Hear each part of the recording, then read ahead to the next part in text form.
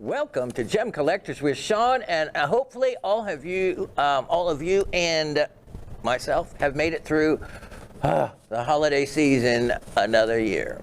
Happy New Year to those of you that might have missed me wishing it to you. And as promised, the incredible production team here, we put together a show for you every week through the holidays. That's not often possible to be done, but it all worked out fantastic. And like I said we would, and we did. If you hear any difference in my voice, it's because I've been here at Gem Collectors with Shawn. Gem Collectors with Shawn. I have been trying to almost catch something. Kind of easy to do when you're around a lot of people, but I kind of isolate myself. But it is a cough that comes up out of nowhere. So as opposed to stopping the show, I might just have to cover my mouth and cough to the side. And if I do, please excuse me for that. That's a heads up warning there. Other than that, there's no trivia today because we didn't do one, so we don't have that part. But at the end of the show, yep, we're going to start back with trivia. I have some amazing, amazing items. Now, remember, this is January. What is January? Well, of the two major collections over 52 years of collecting gems, minerals, fossils, jewelry, prospecting, and all of that, the two main collections, I guess, pretty much I collected everything, but if I was to say what two main groups were the Made in America collection, that means items mined, discovered, found in the United States. That includes all 50 of them. And the other item was and is all of the garnet family because it is my birthstone. And I'm such a purist and do not like any treatments done to what Mother Nature has already perfected.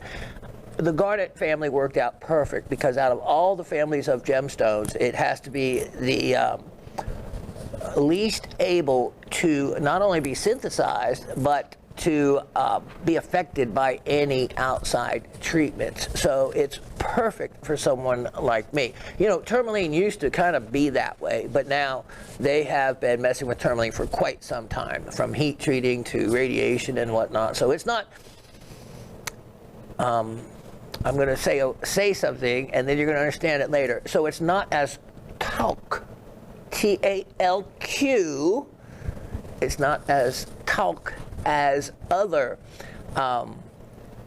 groups of gems or minerals or specimens. So we'll further explain why I used maybe my first Arabic word, or maybe even my second one, maybe, because Lazar word, I know, means given to, of course, lapis lazuli and other associated with other blue gems in reference to heaven and the blue skies above. So, yeah, we learned a little bit. Greek, we mostly learned a lot of, because almost the majority of all these specimens have their roots in the Greek language, and still, of course, used to this day for many, many things. So we have our expert, Miss Penny in Quebec, for any of Greek language translating we need. And I'm sure she gets kind of tickled when I reference the root origin of so many of these mineral specimens as being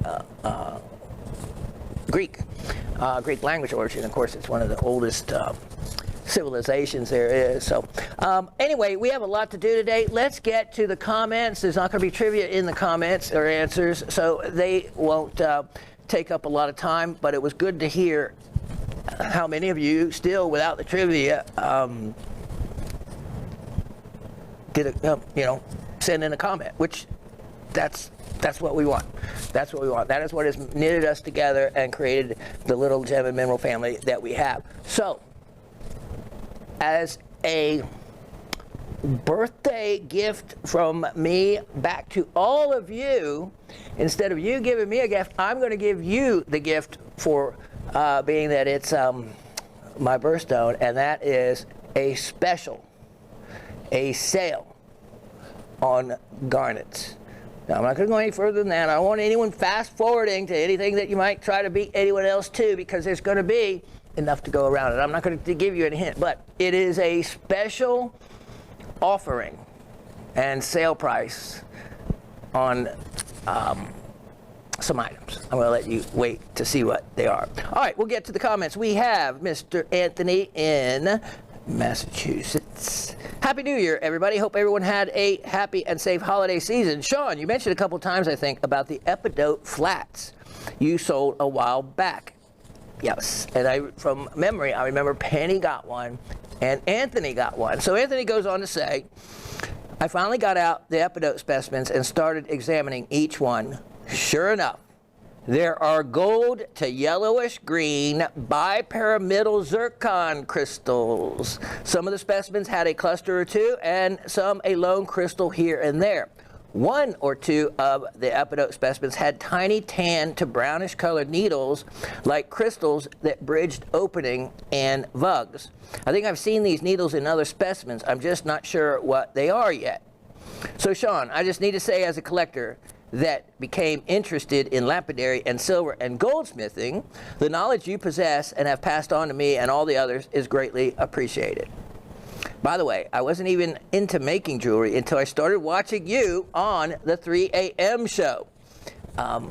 Raven and I did the 3 a.m. Monday night show for 9 years, that slot alone. And Monday morning. Right, thank you. Monday morning show from, so 3 a.m. to 9 a.m. Talk about just throwing your whole life off kilter when you do something for, that long, unless you do it enough days. Now, when I first started, I did a, what we call the A show, the overnight show, the 3 a.m. to 9 a.m. And I did it working for another vendor 4 nights, Thursday, Friday, Saturday, Sunday. That was even before we were in the building we are in now. 4 nights in a row. Thursday, Friday, Saturday, Sunday. Now, if you do it that many nights in a row, then your body can acclimate to that other schedule. But your 3 days off, you are so off kilter that it takes those days to recover. And just when you do, you have to go back to that other schedule. So one night with just Raven and I doing 1 night a week wasn't too bad, but it certainly does make you not so energetic the very next day. So I'm glad to see that someone else found some use out of us doing that 3 a.m. show. I collected some of your estate pieces. That was the extent of my interest in jewelry. Of all things, one of the first items I purchased from you was antique stick pins. I requested and you provided them. Still have them. Thank you, my friend. Eyes down. Eyes down, because that's to the ground, because that's where the specimens are all around. I added that. Stick pins. I had to give you probably a really good deal on those, because that's something that was, like I said, I've been into watching old black and white movies and old movies, because when you get to actually see what life was like in the 20s, in the 30s. 20s more, there weren't many speaking ones, but the 30s movies are really great. Everything from the cars, and up till and around my birth year, which was 1961. So I guess the older I got, I've gotten a little nostalgic just to see what life was like in the era that I was born in, and then in other decades. I don't know, I kind of am into the historical significance of everything from, seeing in the 50s men and ladies, absolutely men wearing full coat and tie to sit around a pool. Ladies, the same thing. And that's what Raven was saying about her nanny, her grandmother, who she took care of for many, many years towards the end of her life. And she said there was never a day that Nanny did not get up and put on her makeup and put on her dress and present herself, even though she may never leave the house that day. And again, in watching these shows, men dressed for every occasion. It didn't matter. They just dressed up really nicely. And as one who had one sport coat, I think, all my life, and a tie. Can't remember the last time I ever wore a tie, and I just felt real confining. It was not me. So I appreciate those that can wear a tie and, are used to doing that sort of thing. But my father, who worked for himself, I'd never have seen my father in a coat and tie except for those occasions like weddings or funerals kind of thing. So I got that kind of freedom of kind of wearing whatever you wanted to. And yeah, as you can see, I'm carrying that forward. So stick pins was an item that was really popular during a number of decades. But when they fell out of favor, a lot of them came on the market, and I could pick them up for, really inexpensively. The other thing is, during that period, some amazing pieces were made with very valuable gemstones. And in the stick pin trade, a lot of importance wasn't given to checking whether some stones were genuine or not. They were traded for the value of the gold, that kind of thing. And a lot of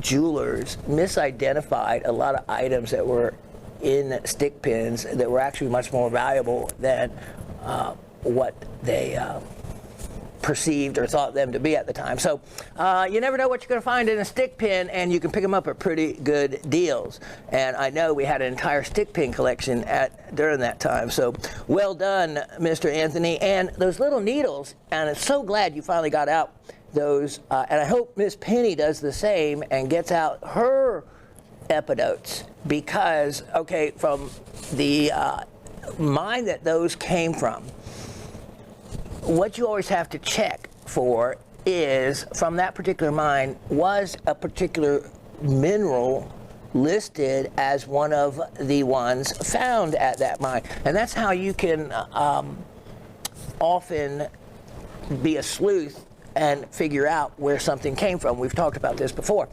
And so from the not all locations is zircon found with epidote, but at that particular location where those epidotes were from, zircon is a listed species of mineral that is found at that location. So when you see that, because when I first saw it, I said, I can't really be seeing zircon in there, can I? And so when I did my homework, sure enough, there wasn't any listed pictures of the two together, but the mine mineral list lists zircon as being one of the minerals there. So yes, that's a possibility. But we already knew that titanite, sphene, was one, and I had showed the zircons on one I have before, and I showed the sphene one. I haven't found one yet with both on it, but I probably have it, or you guys probably have one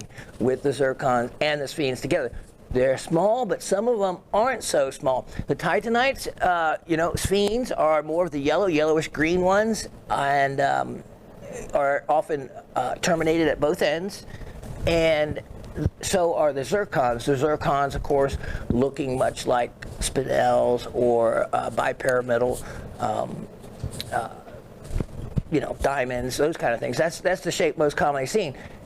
And so the zircons aren't as plentiful, but they usually are that tannish brown color. Now, the little fine hairs, I was first thinking it might be bisolite, which is a mineral that can often be overlooked, that can produce those needle-like hairs. But in further investigation, I don't believe it to be that. I thought maybe rutile, but no, I didn't see any listed minerals for rutile. So that's going to take a little more homework on kind of figuring out what that may be. It may be part of the actinolite series, which is often found in association with the epidotes in that location. So that's as far as I've gotten, or maybe try to figure that out for you.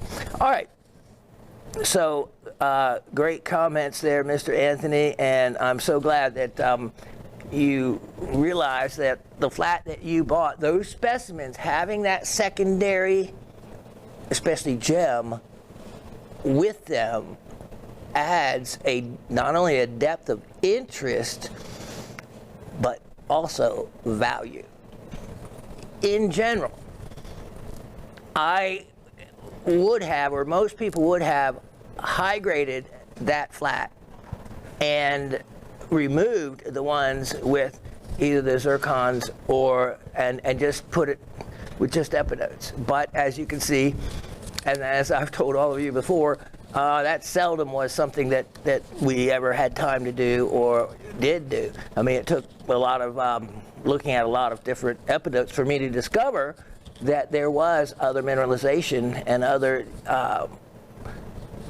really neat secondary and tertiary crystals that could be associated with those. So making the deal you got, all the better. And the Raven is sitting on, I'm not sure if it's 2 or 3 flats of epidote herself. She, at the time I bought those, she said, I want some for myself. And she, with her own money, bought them, and I don't even know where they are. She has kept me away from them. But yeah, that was a really good value for those of you that got in on that deal. All right, we have Harry. Harry says, hey gang, sorry I haven't been around or participating much.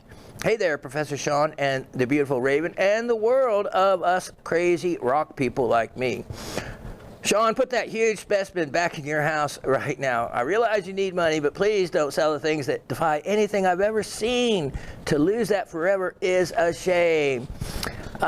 P.S. I bought the parcel with the Madeira citrine chunk and the rhodochrosite and amsonite. Nice purchase. Also, I got the huge smoky paperweight. God bless you richly, but also please don't do that to your treasures. Love and Merry Christmas and Happy New Year, Harry. Love you back there, Harry. And yep, I mean, we feel the same way about having to sell some of those items, but I would rather pass them on to my gem and mineral family now than the whole ability to of any desire on down the line isn't there. In other words, my son, and I'm going to show you the chunky gal specimen that we found, and he, I told him, take this home as a souvenir, and as I told Raven this morning, I said, it kind of bummed me out a little bit. He said, no, Dad, what am I going to do with the rock? I just have to carry it home. How am I going to get it home? I said, you get it home the same way that you have brought me back specimens from all the places you've been to from around the world, which he's done. So it wasn't much of an argument, but I knew that, okay, he's not a rock hound in any way. I just enjoyed him being with me to find it. And I don't know, kind of surprised he just didn't want a souvenir, but I knew from early on that he was not going to be my protege, which of course I would have liked. It would have been neat, but he chose his own path in life, and he had his own calling, and I respect that, and he has really excelled at it. And overall, he's much better off than if he would have been a rock hound financially, and he's doing what he loved and always wanted to, and that's the key. So if he wasn't doing what he loved, then it might be an issue. For me, like I said, I'd work for less money than I ever have made, because I've gotten to do it and make whatever I make by getting to play with my hobby and the extensions of my hobby. So not just collecting rocks and minerals, but cutting them, faceting, cabochoning, then the silversmithing, goldsmithing, it just goes, the casting, the carving of waxes. It expanded to every area, and then finally prospecting early on, and the mines in Cowee Valley got me interested. So prospecting has always been a behind-the-scenes part of it. And when I got my tractor, that's when I really, let me loose. All right, let's go on. So, Mr. Brad in Pittsburgh, Pennsylvania. To Shawn, Raven, Gem Shopping staff, Christy, and the whole Rock family, Merry Christmas and Happy New Year. 'Tis the season for miracles, and you have delivered the shows nicely for the holidays. And I have to hand my many thanks, of course, to Asif, Latif, Dave, Kevin, and a couple other Yuri out. He's off. He does behind the scenes now. He's been here many, many years, so he's not like a new name. He's just kind of switched in for the other Shawn, who spelled his name the same way as I did, who did editing. So yeah, got a great, loyal, often great team. Love them all. Shawn, I noticed that you arranged the 3 cat's eye selenites. I see them. There you go. On the table behind you with the eyes aligned vertically. Good job. It bugs me when I go to our local gem and mineral show and all the cat's eye selenites get misaligned. I said, and you know what? I have to give credit to Raven, because she, of course, works in an office next to me for another well-known vendor here, and, well, Sam. And so she sets up the backdrop for me, and she turns them that way, because what other way would you do it? Now, she's tried turning them the other way. She said, you know, crosswise, but the eye, of course, doesn't want to do that. It looks much better aligned vertically, so she does that. And for the couple times that she's not here, I always make sure that those are aligned like that. I don't know if that's an OCD thing or whether it just looks better that way. So, thanks for noticing, because it is something intentional. You mentioning taking your son to Chunky Gal to provide the muscle. Since my wife is smitten with Herkimer quartz, she wants to go mining in Herkimer, New York. So I snagged your Herkimer quartz specimen as a Christmas gift for her this year. I am going to have her test her hammer swing out so she knows what to expect from hard rock mining. By the way, did you take a UV light to Chunky Gal to quickly check the smaragdite for rubies? Absolutely.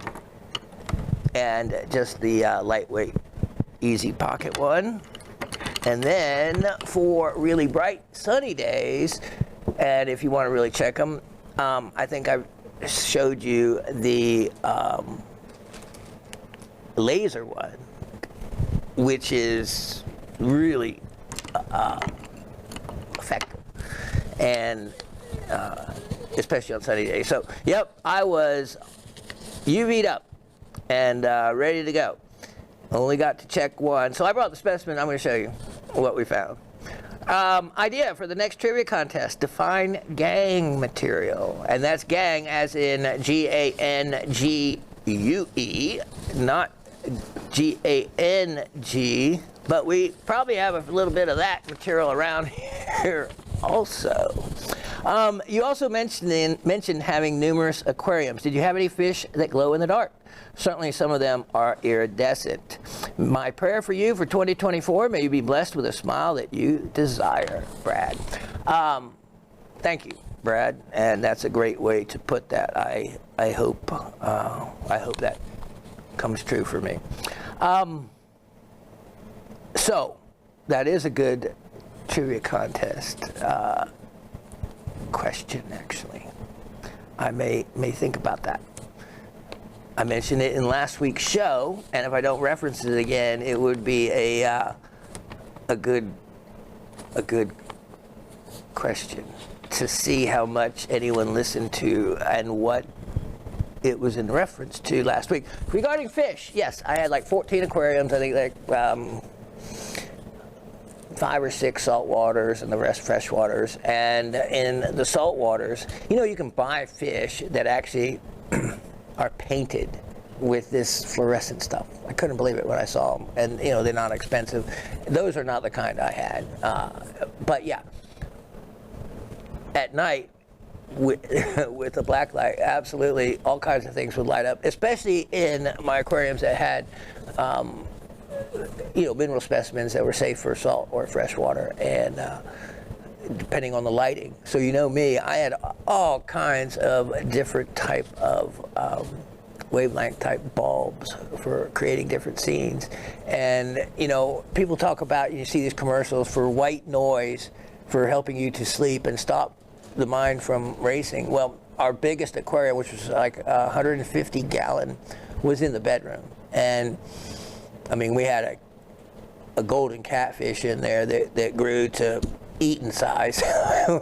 And Raven's favorite fish in the freshwater was called a Plecostomus. It belongs to the catfish family, but it is prehistoric, and it looks kind of like a more well, it's a very it's got the scales, thick scales on it, and feeds with the bottom mouth feeder, and then they grow very large. So the sound aquarium makes at night, between the bubbles of air and the sound of the filter motor, the air motor, and all that, is a great way to fall asleep to. And if you use one of the night lights that you can still see into the aquarium, but isn't a bright light, kind of like a UV light. It's really neat to see them light up like that at night. So yeah, every time I see a commercial and it shows a coral reef or something like that, I think I want to start back and start with another saltwater aquarium. The key to saltwater aquariums, of course, is water chemistry. A lot of people don't realize that. So being a chemistry nut myself, and having all the test kits and understanding what additive or what chemical or what did what to the water was a huge benefit to my success. And people that buy these expensive saltwater fish for these aquariums, without having any idea of really how to properly care for a saltwater aquarium, they die. And then they wonder, why fish died? Why did I? Well, because it takes a little bit of science to be able to do a saltwater aquarium correctly. Freshwater, much easier. Change 25% of the water every couple of weeks, kind of thing. Anyway, I'll be wanting another aquarium and keep thinking about it. All right, so regarding the Herkimer quartz, that is so good that you bought that, because other than the ruby and smaragdite, mining for Herkimer quartz is just as frustrating. You crack a lot of rock, and the return can be minimal. But when you find that one perfect one, which was, for me, I think I showed it a couple times. Probably about time for me to bring it again for those who have missed it. I got the split of a lifetime when I cracked one rock, and it split a incredible pinkish purple sapphire perfectly down the middle. Now you say, well, it's not a specimen that is something that would ever be a gem quality crystal.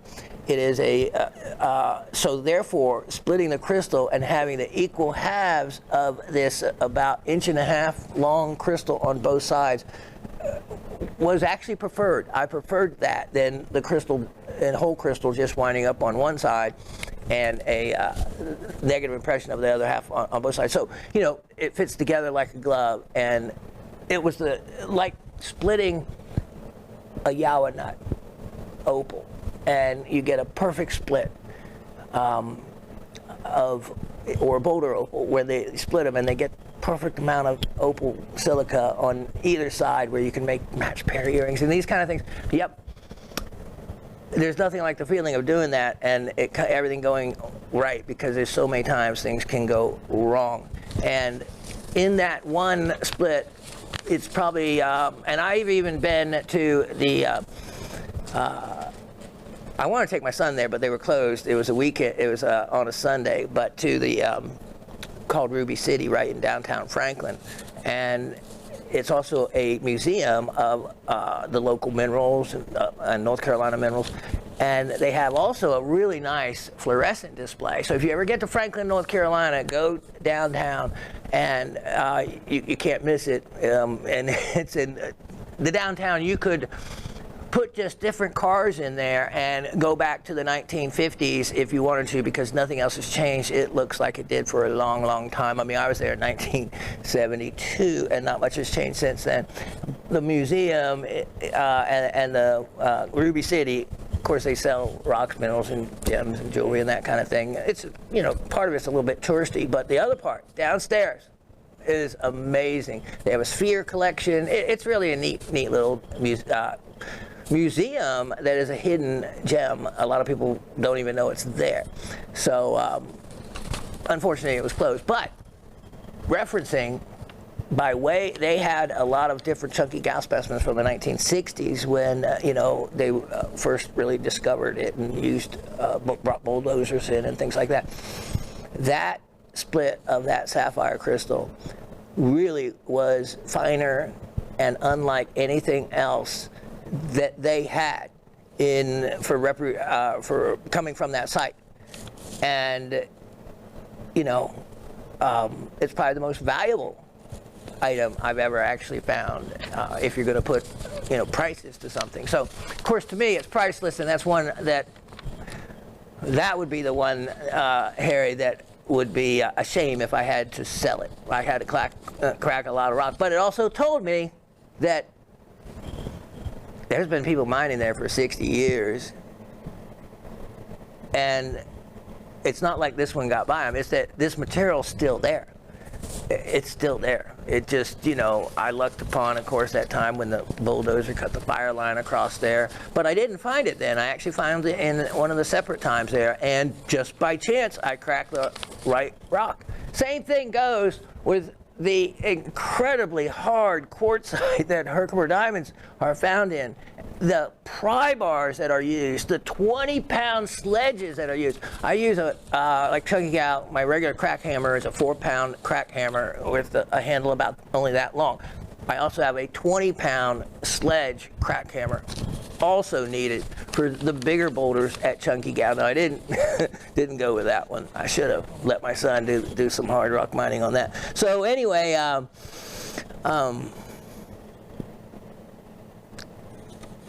the discovery of that sapphire, and it also, I don't know, it could be, has an amazing fluorescence to it.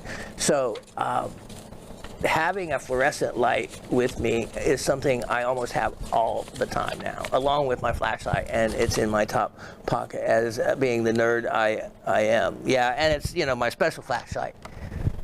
Same Kelvin temperature, that's a color rating for lighting. And actually, if you go in your home stores and look at the lighting department, and it'll say cool white and whatnot. Well, if you actually look a little closer, they actually do have the information for what they call a temperature of lighting, and that you can learn from that, and it gives you a better idea of exactly what cool white means, and these designations they give, fluorescent lighting, etc., by learning just a little bit about color temperatures and how they grade them. So that's for another day. I could go on, whether it's chemistry, whether it's lighting. Yep, love it all.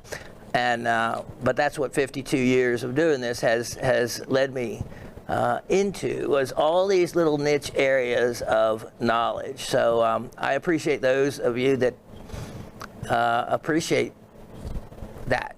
So thank you. Cindy in Pennsylvania. Hello, Rock family. Wonderful specimens in the show this week. I enjoyed them all. As always, looking forward to the next show. Weird coincidence. My girlfriend mentioned caves and a new one she found nearby, and I exclaimed, "Do you mean Black Coffee Caverns?" "Yes, that's the one," she said. "So we are signed up to go next week." Woohoo! I did not even know she was into caves. Everybody have a wonderful week. See you then. Cindy in South Central Pennsylvania. That's the thing. I didn't have time, but I meant to bring in, because it would have been a perfect moment to show you again the poster I have, and it's a black bear, actual black bear, superimposed at a picnic table, and he's sitting there all by himself, and the caption reads something like this: "Did you tell your friends that you collect rocks again?" And that was something as to what the meaning was. In other words, he was all isolated because he told everyone, oh, I like rocks. Never be embarrassed to say that. And I have all these years, I've come across many people that are actually shy to say that they like rocks, or, you know, collect rocks, or, you know, stop to pick up a rock, and things like that. I mean, look at my son. He grew up with his a dad, me, just passionately in love with rocks and minerals. And to this day, I don't think he really gets it. Which reminds me, of course, of that commercial that they've been running for one of the, well, hookup sites. I don't know, what do you call dating sites? Hookup sites, probably same thing. Dating sites. And it says, you know, the caption basically is just that, you know, finding someone that gets you. And there's not too many people around to find if you're shopping for someone that gets you if you're a rock hound. That's why I finally had to go to Columbus, Ohio to find the Raven. And she actually has been the first and only person that not only said she liked rocks and minerals that weren't the diamond and expensive jewelry kind of rocks and minerals, but came with her own rock collection, and she started at the age of 10. So that's why between the two of us, it is a passion that we discuss every day, and we stop and look at, like, okay, so I'm going to show you, this is hers, her other one, and I'm going to take it off in a bit, and because last week we talked about Elat stone from Israel, from Elat, Israel. So we're going to go into more of that when I take this off and show you what a real, true piece of high-quality Elat stone looks like.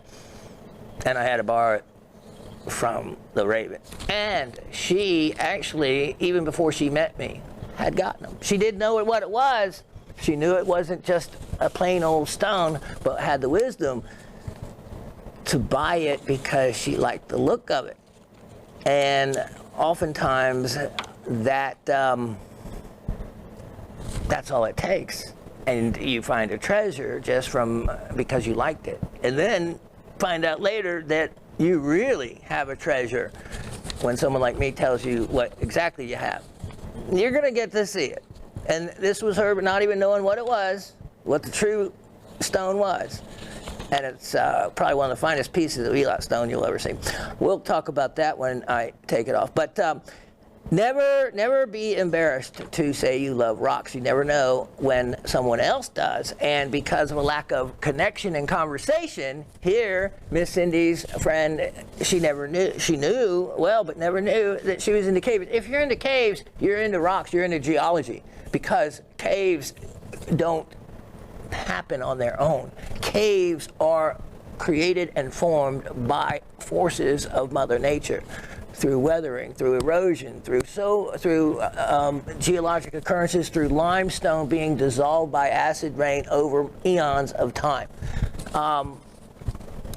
So many cool things and can occur and happen geologically and related to rocks and minerals in a cave. So yes, that's neat that you opened that door, Miss Cindy, and now the two of you have found a mutual love of something you can go do, caving, and it's wonderful. I've been in many caves, and you know, even the touristy ones, you still get to see the inside of the earth, and that's kind of amazing. So many times when we traverse over the top of the ground, we never know what's lying underneath our feet, and it can be, you know, mammoth caves that goes and extends with hundreds of miles of offshoot caverns and things like this. You just never know. I always think, and there's a new subdivision they're breaking ground with, where in the county we live, and on Sunday, I told Raven, just coming here this morning, I saw they broke ground and they hit a new ledge. In other words, it went from red clay to a rock wall ledge, and the rock wall had, I guess say geology. In other words, it wasn't a plain rock wall. and I'm looking at it probably from 400 yards away, and I could determine that it just wasn't a plain rock wall. There looked like there was some geology going on there. So I'm going to be checking it out on Sunday. Look at me. I look like either an old construction worker or a grizzled miner. Put that with my old four-wheel drive pickup truck. I put my cap on, and I fit right in. No one has ever questioned me as to whether I belong on a site like that on a Sunday. And you go where no one else goes. And you go steal the copper? I was just going to say, as long as you don't have a bed of copper in the back of your truck, because that's what Oscar, you didn't hear, that's what he just said. You're coming to steal the copper. Because right now they're actually actively building houses in that site too. They've just broken ground on a new area. And so, yeah, there'll be people, and stealing copper, especially with the prices of metals, is going up. Iron has gone up recently. That could be a problem. And so I have a title for myself. I'm a historical forensic geologist. Use that title and they will have no idea what you're even talking about and what that is. And you can't refute something that you don't understand what it even means, right? So being in Forsyth County with the history of gold mining going back to 1828, it all fits, because many times when they break ground, they will actually break into a new or an old mine shaft, into a piece of history.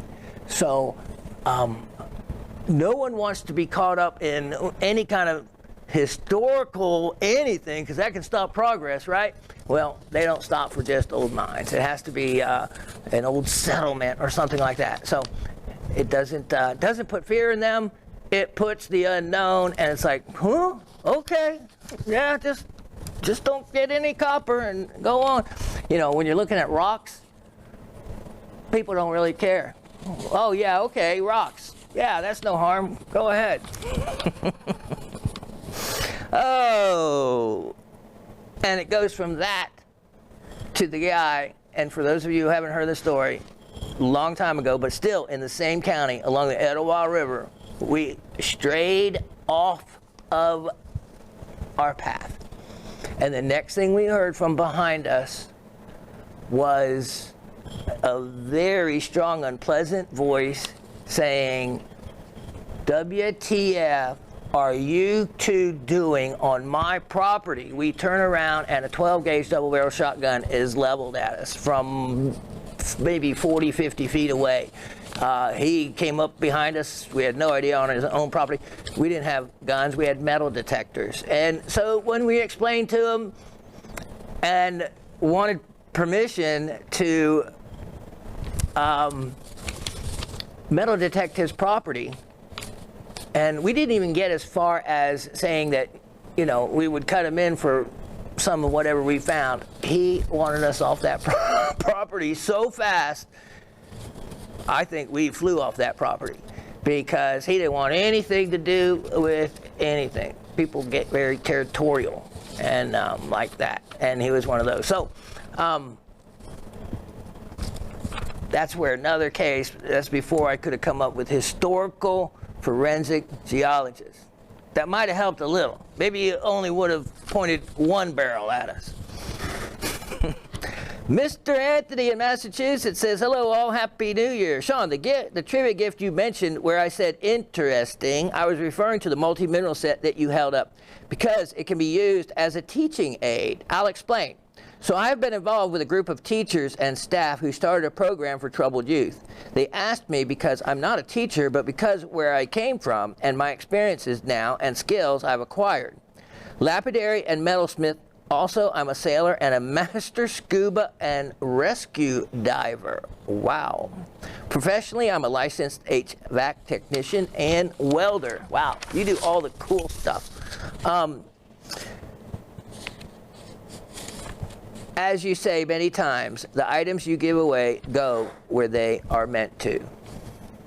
I scored the parrot wing cabs. Elot, I love the material. Friends of mine lived in Elot, wow, and gifted me about 10 ounces of this material a long time ago. I cut one cab out, still have the rest. Eyes down. Mr. Anthony, you have something special there. When I was, well, I'll talk more about Elot Stone when I show you the pendant.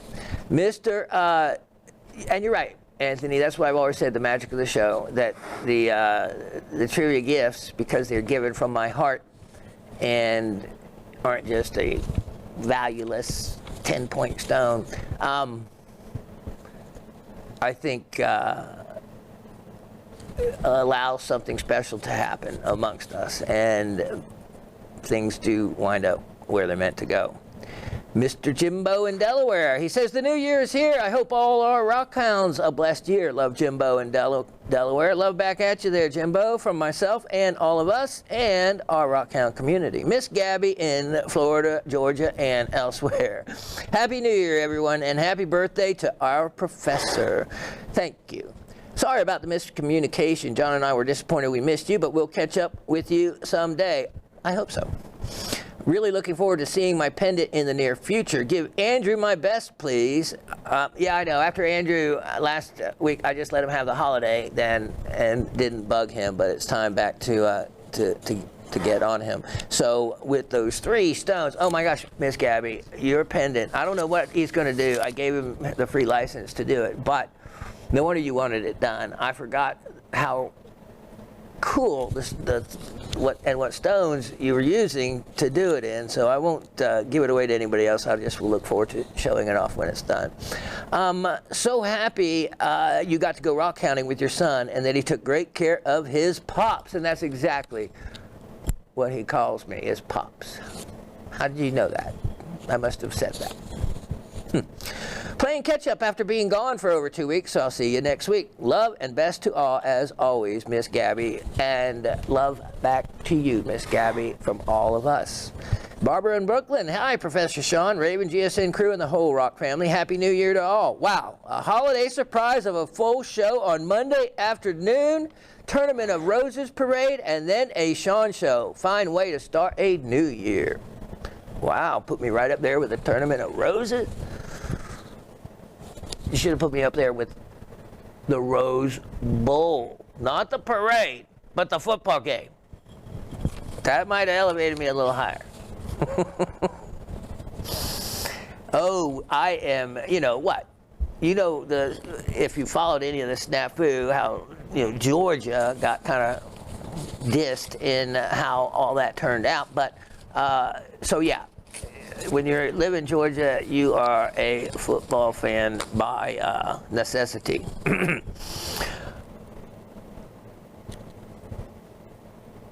Okay, I was going to say something else, but we avoid everything to do with all the taboo subjects like politics, etc.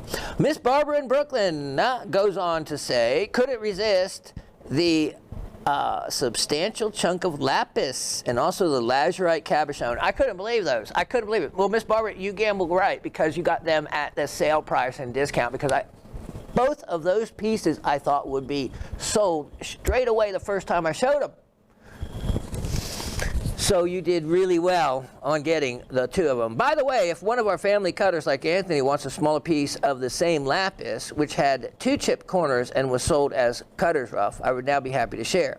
Not sure how we can logistically do that amongst our group. Any ideas? I don't know. If one of you wants to, I'll give a common email address or Facebook or something. If one of you wants to go that route, I'll mention it in the comments, and then you can just work it out between each other. So, but back to the lapis, I want to make sure though, Miss Barbara, that you must be referring to not that beautiful polished piece that was back here with having 2 chipped corners. It must be that you're sharing another piece that came from that same batch and quality that when I was selling the rough pieces, or maybe it was another one of the polished pieces that had 2 chipped corners, and then I would have put cutting material because of that. Either way, you're lucky to have that much of high quality lapis, and very generous to want to share it. I will take up the challenge of researching the beige coating on Moroccan vanadinites. I have a chat coming up mid-month with John Cornish, dealer and mineral extractor. Let's see what experience he has with an impact he has on the subject. Hopefully I can also get to Tomac Prazkir of Spear for Minerals, who collects Moroccan items. More as I progress. Yep, Spear for Minerals might very well know. I wonder if you have ever giggered, which she means Geiger counter. That is this item. Oh yeah, I bring it down. Libyan glass or trinitite. We'll talk about that in a minute. Ancient aliens mentioned items as impactites, albeit by different types of impact. And I wondered if the creational events left either with an elevated radioactive signature. Looking forward to the potential. Ancient alien? Yeah, Ancient Aliens. Yep. Which I actually have watched the Ancient Alien show many times. Yeah, it's a show that brings up and shows different cultures that reference aliens having visited the planet prior to, modern mankind, or during mankind's progression, and probably up until the Spanish and the Portuguese pretty much destroyed all the native cultures in the Americas. With their European diseases, and then with their sheer brutality of their, quote, modern weapons at the time, in other words, gunpowder, etc., and just pillaged the gold, all the fineries of these ancient civilizations. So that's pretty much when the beginning of the end for all of the Aztec, the Mayan, the Incan, the American original cultures, South American mostly. Looking forward to the potential of measurable snow this weekend for the first time in 683 days. Wow, not in time for a white Christmas, but winter may have finally arrived in NYC. Woohoo, be well all. Miss Barbara from Brooklyn. Yeah, Miss Barbara, it's funny. I got a thing from Dave early this morning. And he always sends me, because he's got all these weather apps and weather bugs and stuff, and we love snow. So he and I wind each other up about if there's any chance of snow coming. So he sent me a couple pictures of the snow that just occurred up on North Carolina's ski slopes, which is Beach Mountain and the other one, Sugar or something. And it was beautiful. It was stunningly beautiful. Oh yeah, and a picture from Cherokee, North Carolina, which is just on, one side of the Great Smoky Mountain National Park, and Gatlinburg is on the other side. And he has a really good friend in Cherokee, so he gets the inside scoop from there. And I remember many years ago, because you're on a Indian reservation, which is really unique for being in the eastern United States. Western United States, you come across them all the time. Anytime you want to go gamble, you end up on one. But same thing with Cherokee. They allow that in and have hares there and whatnot as well. But so with the reservation, I wanted to go fishing, and it was unusual because I had to get a separate, just a day license. But I had to get it from the reservation council, the government. Because basically when you're on a reservation, you're stepping onto a foreign country, which is kind of neat. And of course the Cherokee Nation used to be huge. Now it's down to just this small little area. And the gold that was found in North Georgia, in Dahlonega, down in the Forsyth County, was actually first discovered in 1828 on the Cherokee Nation. And it was Andrew Jackson that sent in the militia to protect the white settlers from, to make sure that they were able to pillage the gold from the Native Americans on their territory. that's the way pretty much the history of colonialism and what we did to the native people here. So let's go back to the Libyan desert glass, and I actually have sold that before years ago in that overnight show. Libyan desert glass is created by, they haven't really found the original potential impact site, but from a meteor and striking somewhere in the desert, and of course melting and creating desert glass. And in the strewn field is how it's found. Well, of course, with the shifting sands of the desert now, it would be, I can see where it would make it difficult to find the original impact crater, but you can find the Libyan desert glass. Now, that material, I have not found it to have any radioactive signature, but trinitite. Now, trinitite is a name given to the glass that was formed and created from the first atomic bomb or nuclear bomb test in 1945 in the White Sands missile range in Trinity, New Mexico. Of course, the heat from the blast melted sands and whatever was together. It's got most of it has a greenish, some kind of a greenish tint, not all solidly through, but parts of it green, and you can still find it out there. It created, you know, enough of it when that happened, and hence it was given a name, man-made, albeit, but it does have a minor radioactive signature, and I don't happen to have any of it, but it'd be neat if I did. If someone wanted to ever give me a piece of trinitite, I would put it in with my radioactive collection, not to be not to be gotten out and played with like I can with other rocks. Yeah, can you imagine holding up some of those to your eye with the loop? Oh yeah, no wonder I can't see. Okay, so yeah, what happens, it basically creates what is referred to and a name already given as Le Chatellierite. Le Chatellierite.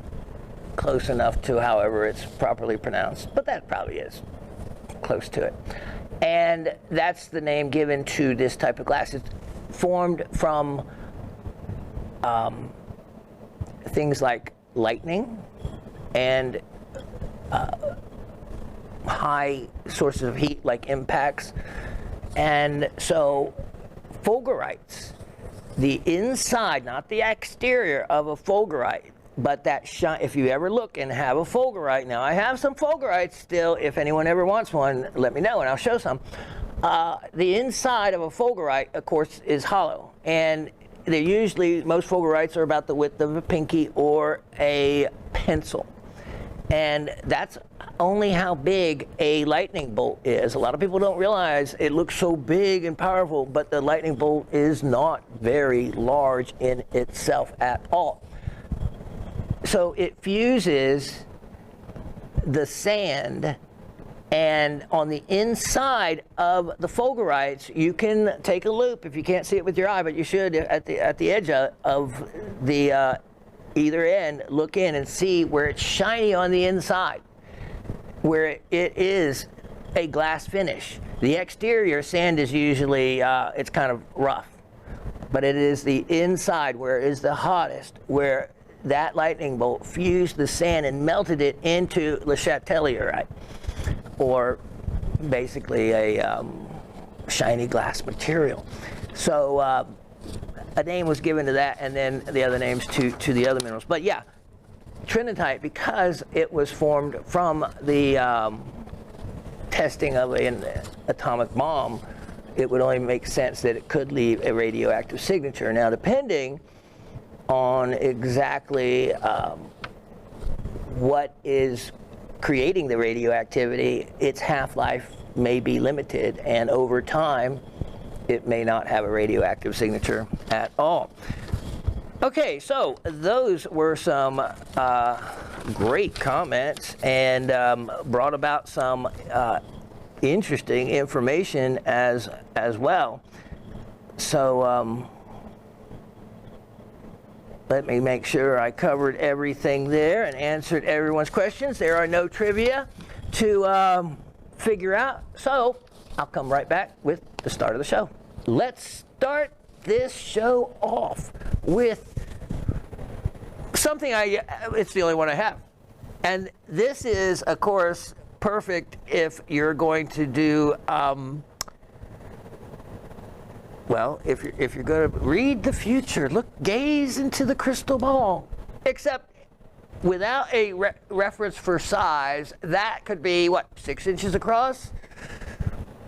And that's why the size reference is so important. And even in jewelry, why a ring looks, you put it in your hand or put your hand against. So someone has some idea. Because once I do this, now you get an idea of actual size of it. But nevertheless, it is one of the cleanest crystal spheres I've ever seen. And that's why it was actually one of our personal ones. Look at this. It has just enough inclusions to tell you that it is natural quartz. They've synthesized quartz a long time ago, and they can, create anything you want. So you would never know that it is anything. Glass usually has little gas bubbles or something in it. You can usually tell, or the little wavy lines and whatnot. But this has inclusions that I would prefer it to have, and there are only a few. And other than that, I wouldn't know whether it was genuine quartz or not. When you find these, and I've bought quartz spheres, for decades, it's really difficult to find, even in these small ones like this, where they're that clean. And the price goes up considerably. This one, special sale price, and to show you, I'm even giving away this neat stand with it, which is really rare. Let me show you why I don't give away. So the tag will tell you how old it is. I couldn't exactly peel it off with my fingernail.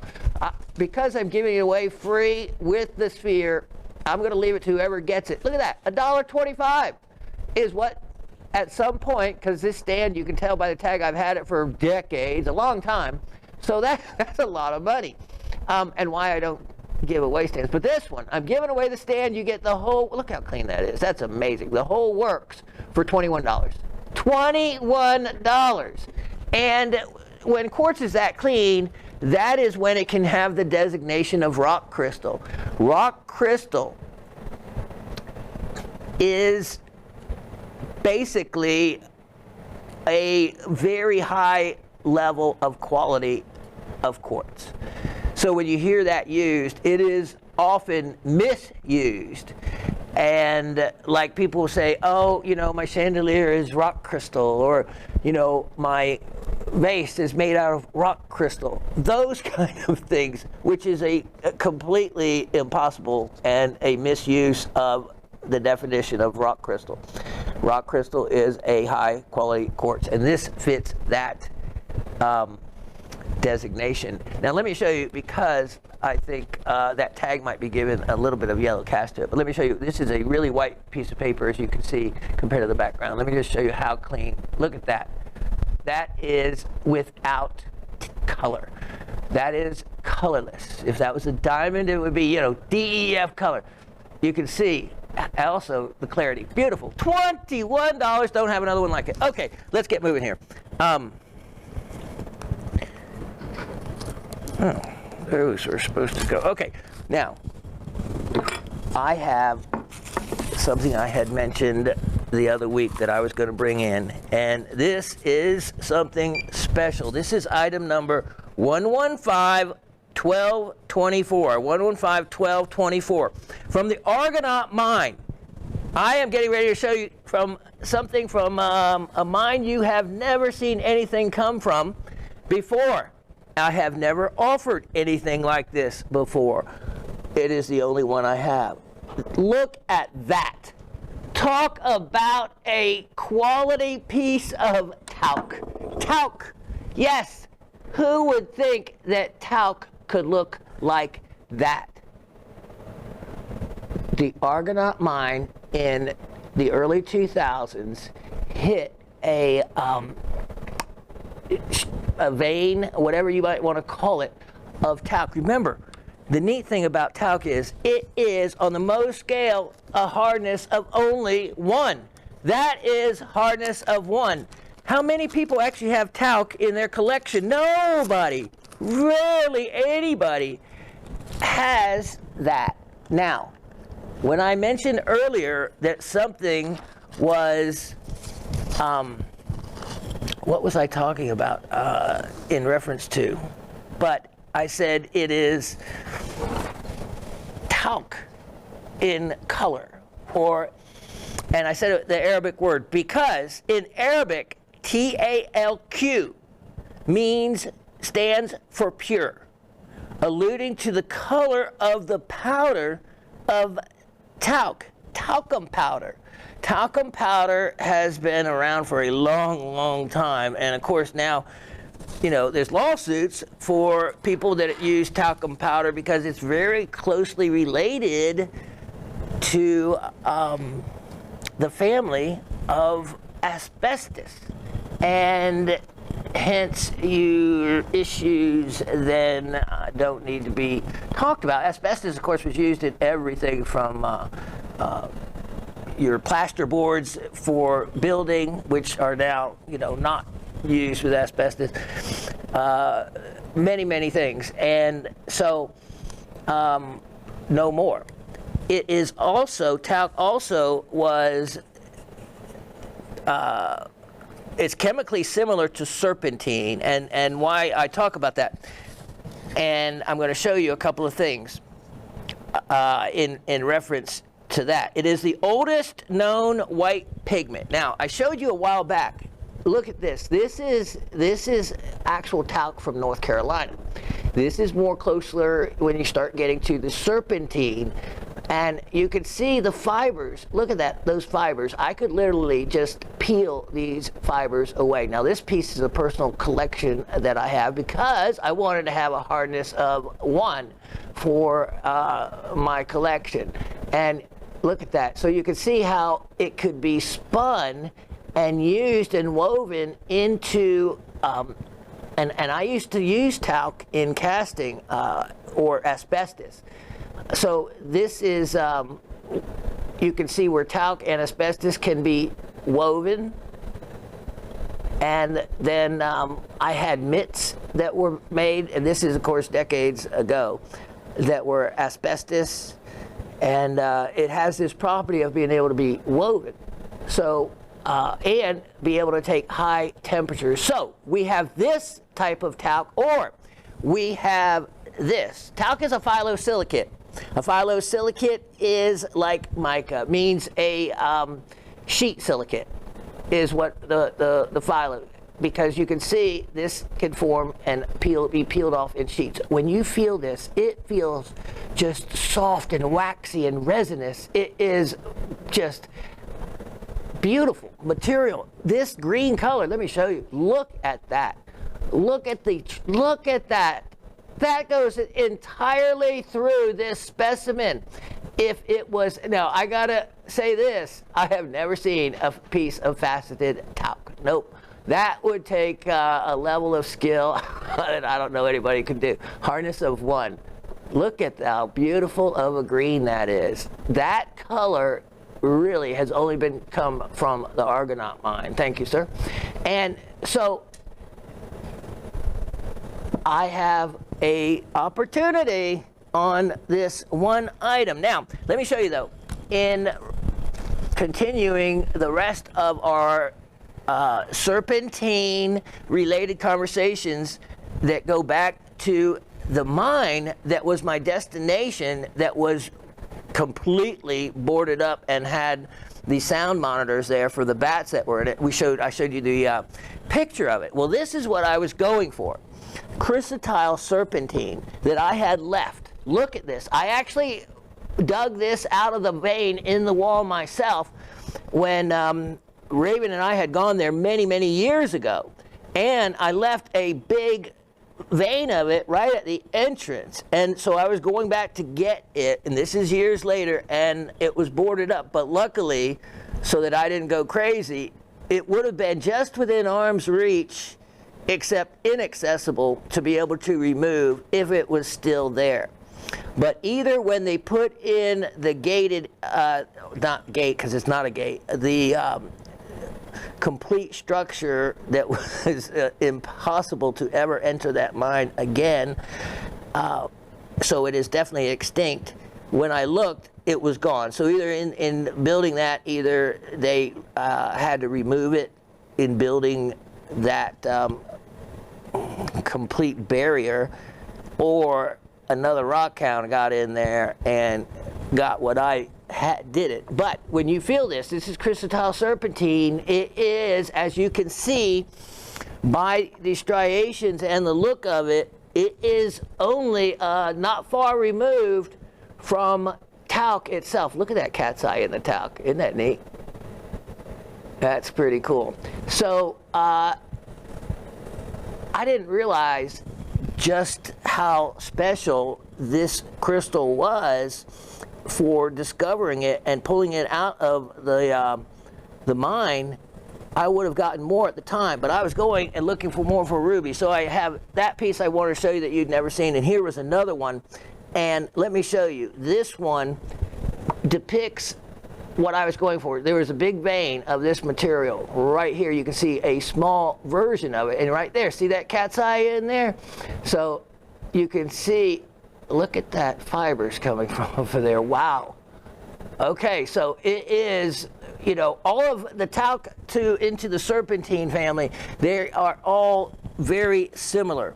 Like I said, talc is chemically similar to serpentine, a little bit difference in hardness. And you can see the exterior has the green and some of, look at that. Look at this, look at that. Look how beautiful that vein is. So pretty much right underneath the surface you have that beautiful vein. So this is an amazing specimen to, oh, here's the other side. Look at that, the banding and the crystals here. And the rubies in the mine ran with this material. So that is why I was going back. So this, with the showing of this specimen, completes my dissertation, let's say, on the asbestos talc serpentine connection. How they're all related and tied together not only through chemistry, but also through the crystallography of it, the waxy feeling, the resinous feeling, and anyway, to the finest source of talc there is, if you're a mineral collector, is the Argonaut mine in Vermont. And you never think of Vermont being a source for any minerals much at all. But this is an exceptional specimen. You can see other maybe specimens being offered from the Argonaut mine, but they will not be something of this level of quality in general. They may be even this green, but to have the opacity, in other words, the transparency that this one particular piece has is exceptional. And that's why, you know, three-dimensionally, you can't even see where this would have been part of, like you saw that banding was connected to matrix on that crystal piece I saw you, which actually looks like there was talc in that piece too, the fibrous nature of it. So take advantage of this. It is from Windsor County, Ludlow, Vermont, southeast of Rutland, not far from Rutland. I love Vermont, been to Vermont, traveled to Vermont. Magnesium silicate, and now you know the origin of the word talc from the Arabic word talc, T-A-L-K, for purity, alluding to the color of the powder, that beautiful white talcum powder that we grew up being able to get and see. So the open pit mine where this was discovered in the early 2000s It was a talc and magnesite mine. Magnesite is not a word we've used often. We talk about the manganese carbonate, which is rhodochrosite, the calcium carbonate, which is calcite, the iron carbonate, which is siderite, and I could go on. But what we haven't talked about is the magnesium carbonate. The magnesium carbonate name is magnesite. And so this was and of course, talc is a magnesium silicate. So that you can see how with the magnesium in both of those minerals being mined from this quarry, how they tie in together with the common element of magnesium needed for both. Okay, so it's a beautiful, beautiful high-grade piece from the Argonaut mine for only $88. $88 on that, and only one I have, and it's a really fantastic jewel. Definitely a jewel. Who would ever think that talc could be so beautiful? I don't know of any other mineral quite that color. All right, I have something. Another piece here, again, from my collection from long ago. Can't get much of this anymore. 115-1724. 115-1724. Wow. Argentinian rhodochrosite. Look at that. That is some of the finest rhodochrosite you're going to see anymore. Now, rhodochrosite, of course, we talk about the Sweet Home mine, rhodochrosites, and that's a different animal altogether.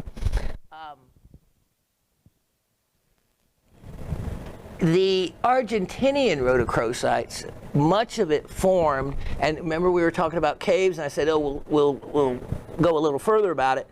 This material was formed from several different, and there was no rhyme or reason to the Cabalitas area where it comes from. In other words, there were several mines in this mining district. One mine long ago, the rhodochrosite was bulldozed off to get to the gold beneath. Gold is one of the things that was found alongside this material, and the rhodochrosite was kind of in the way. So they destroyed the formations, and many of the formations, of course, were stalactite, stalagmite type of formations, and that's why you get these beautiful, beautiful concentric or close to concentric and different rings, is because of each of them were associated with a particular stalactite or stalagmite in the way they form. Now look at this. This is a very cuttable piece if you want to cut it. If you just want to display it as a specimen, it's fantastic for that. You can use the lacquer sprays if you want, like I have, and develop a water appearance to the surface of it. Or it's also made for the cutter. This is, look at that. Whether it's wet or dry, it still has a beautiful look to it. You get also some of this material, which is either rhodochrosite with more iron in it, or it's siderite itself, which is the iron carbonate. Look at that. Look at the banding. So you get some different other carbonates, whether it's calcite or just a different color in the rhodochrosite. This is a big slab. I've had this beautiful piece for a long time, and let me just show you. Look at how transparent or translucent that is. Look at the colors in that and the banding. It's really something when you have something that looks so opaque to be able to see it with light being able to pass through it. Thank you, sir. That is pretty cool. It just kind of goes to show you the quality of the piece. All right, so the whole item, a wonderful item to even if it's soft. So you could take that and carve it into many other different forms or shapes. It's just something, a slab like that of rhodochrosite is difficult to find. And especially when I'm going to offer this at a price that is very affordable. This material has gone way up in price. Not just the Sweet Home, but the Argentinian material as well. Let's do it for the lucky. Only $88 on that. Only $88. And again, from the Capelitas mining district, which there's several different mines. This particular piece I know came from the 1990s. I actually found the guy's card, Jose, who had a, I don't know if he still does, but had a license to actually be one of the miners that could extract this material. And he's the one that told me about one of the sources being completely bulldozed off to get to the gold, because gold is found in conjunction and underneath this formation. So other mines, the rhodochrosite, there was no rhyme or reason for where it appeared. It could just appear in other mines without a history of it having been found there. So the geologists, it kind of confused some geologists when they would hit into these places where rhodochrosite, beautiful banded rhodochrosite, was found. And you know, they found beautiful just concentric pieces that you could just keep taking slabs off of perfect concentric rings with beautiful banding. So for only $88 to get in on something like that, that's a special piece. All right, let me put that up and I'll be right back. Wow, what you're getting ready to see and what your eyes are upon is one amazing treasure. This piece is a stunning, very pink, multi-crystal spray of tourmalines, the kind that you would see on the cover of a magazine. And hopefully you're getting to see the really beautiful strong pink like I am seeing it, plus the bicolor nature of it. Look at the centers of some of these crystals. You have the growth where you have the center as pink, outside edges are clear, as in that one. Then you have the lepidolite plus the double termination, which is really unique. You can see that these are completely terminated. In other words, they're not like broken off from a matrix wall or a piece of matrix, that they end in a crystal termination. And then this end as well, a different type of termination, and this is not they have not been sawn off. This is the actual way that the crystals have terminated. Then look at the lepidolite. This is, of course, the mica that is often associated with this. It's elbite tourmaline, which is a specific type of tourmaline named after the island of Elba, Italy. And you can look at how tourmaline geologically can have a place and time when the crystal is, well, just for lack of a better word, damaged, let's say, but it is famous for healing itself. And that's where you hear about, you know, these healing fissures, whatnot. It happens with beryl as well. And that is where the crystal will fill in for where it has gone astray, like here. This piece has no repairs. In other words, there's no place in it that anything has been put back together from the way it is. And the lepidolite is a beautiful, really light lavender. If that doesn't show, and if the pink isn't as, yeah, Dave's working on that, because this is really a really stronger pink than what you might be seeing. And look at those beautiful, beautiful crystals of lepidolite. That is really a key to knowing and defining where it has come from. And especially look at the lavender color tone to them.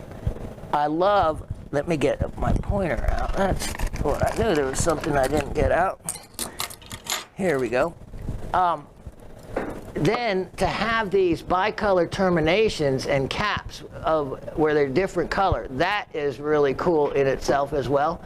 These wonderful blades of, you can see that light lavender color to a lot of the lepidolites. Here is where the healing fissure is right there on that particular crystal.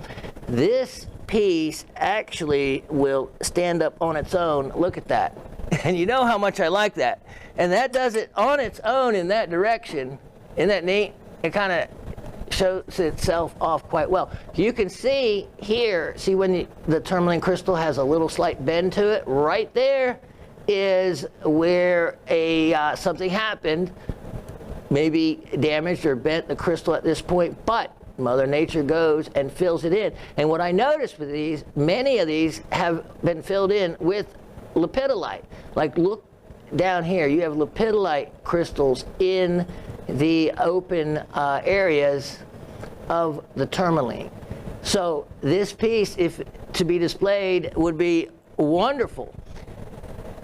Either way you wanted to do it. Look at that, how it sits on its own. And this isn't even on a hard surface. This is on felt. So it would definitely be stable. I love that look, but I also love the typical spray look where they come and, you know, it gets wider at the top and narrower at the bottom. This is from the well-known Paprock mines of Afghanistan. And I will include a stand with this so you can display it that way if you wish. This is a real treasure. 523 carats. I know it came out and was mined in the 90s. I have had it for a decade, a long time. And like I said, you know, we haven't run out of treasures yet. I haven't run out of them yet. I just have to, when my heart is ready to share them, that's when I share them. And so it's better for me this way than to not know where these beautiful items that I've enjoyed for so long may wind up. So I know, Harry, it's tough to see specimens go, but when you have no one to leave them to, with a passion, you know, in the family line, so it's, you know, they're not going to deal with them properly, like I can deal with them while I'm on this side of the ground. So at this point, at, you know, 63, let's just say, yeah, it's time to share some of these, and that's what I have been doing. So like I said, the further we go, you never know. Some of these specimens have really gotten better, but are a fraction of the actual value if you went and had to purchase this at a show. A specimen like this from Paprock would be thousands of dollars. Thousands of dollars. But right now, I am offering this at an incredible opportunity of only, let me make sure that is right, yeah, $778. Lots of auspicious numbers there. 778, lucky sevens, lucky 8. And, you know, items like this, as time goes on, the Paprock mine's been operating, they're just not going to be found. They're just not going to be found. And remember, all the items you buy in this show, just like in all the gem shopping shows, are returnable. So if you get it and you don't like it, even though my show, I'm not even considered to have a return rate. That there's not even a number assigned to it.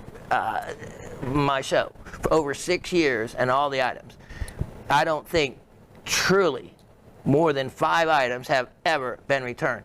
And a couple of those were only because, like the recent one, because it was errantly sent. So everything that everyone has gotten, they have loved.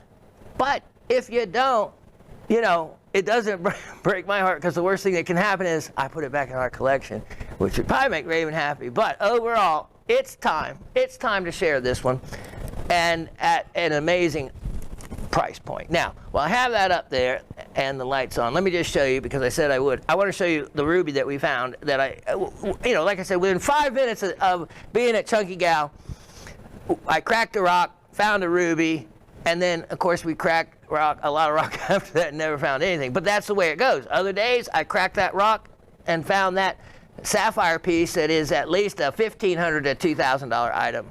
Surely. Maybe more than that, because I've never seen anything like that come out from Chunky Gal. So this is what we found. Here's the ruby and smaragdite right here. So I spotted it without having to use a UV light. If I went up there and it was dark and with an ultraviolet light, I could probably find a lot more of them. And so you see it right there. So my eyes, so I cracked the rock, you can see where it cracked, and boom, instantly saw it. And yes, with my UV light and cupping our hands around it it was a cloudy day, which made it a little easier, but boy, yep, my son got to see just how beautiful, bright red that glowed. Now, some of these other black spots are actual black spinels.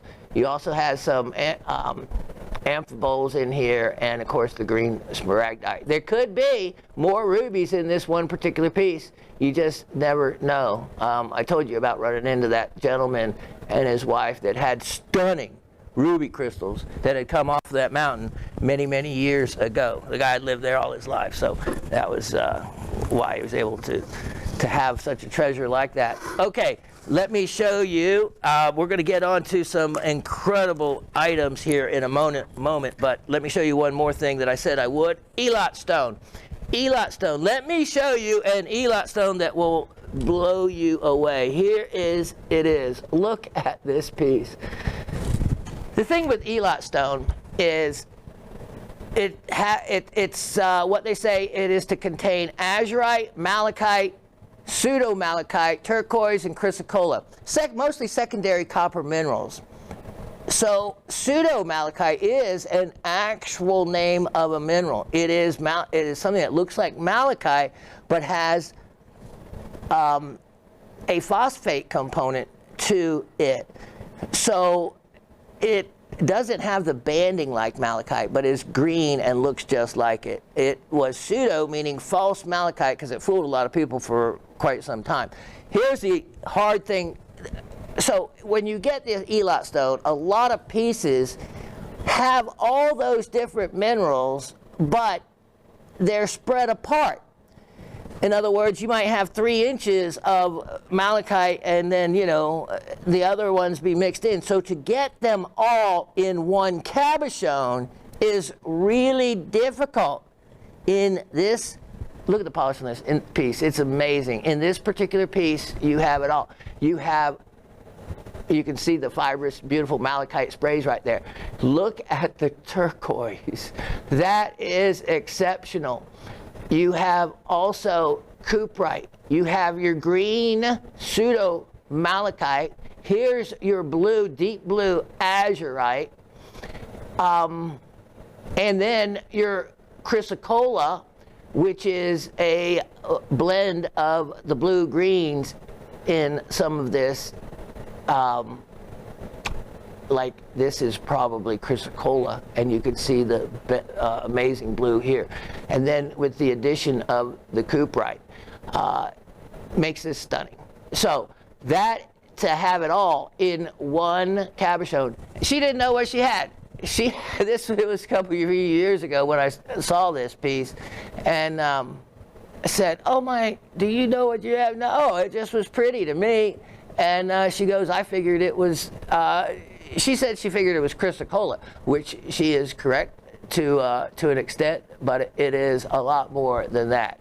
So she got it a long time, but when elot stone was, you know, more being publicized and known about, and this is an amazing piece. So, all right, let's get back to items for sale, because if I sold that, that'd be the end of me.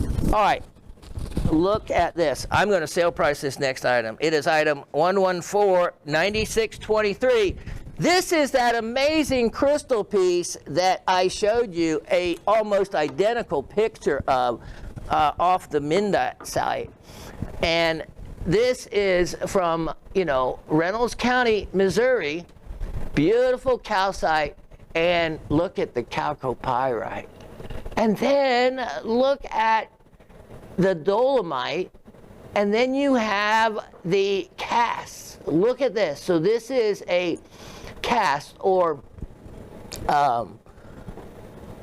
where crystals formed. See these crystals formed around. It could be anhydrite, could be another mineral, and the mineral is dissolved away, and it leaves the cast of where it was. So that is real unusual. And then you have the dolomite crystals. Look at this. This is looks like quartzite. Wonderful, wonderful chalcopyrite. And then look at this. Look at this other crystal, which always adds aesthetics to it when you have, what they often call sidecar crystals. Look at the clarity. This is a classic crystal from the Reynolds County, Missouri. And that this is, like I said, just like I showed you in that picture. So, boy, it is a really outstanding collector's piece, having everything that you would want. Look at that. Displays wonderfully on its own. All right, I had offered this for $88. I want to give it a sale price so it makes a difference to someone. Let's do this for only $68 now. And of course, after that, it just goes back home. That's too special to be to give it away. But I will sale price it for $68. That is a bargain. That is a real bargain. And a lot of these came out of the viburnum trend, and that's where I had gotten some other beautiful specimens from. That's just a classic. And when you can, I show you that picture of almost exactly the same specimen. So I think that's kind of neat when that happens. So $68 for that one. Now, let me see. Before we get started on, let me show you another piece that is simply gorgeous that I think you missed out on. 114-8723. 114-8723. Missed out on noticing and recognizing just how pretty this is. Look at that. Look at that. This is Peruvian sphalerite. Look at those beautiful sphalerites. And then calcites. Look at that. Look at the clarity to the calcite crystals.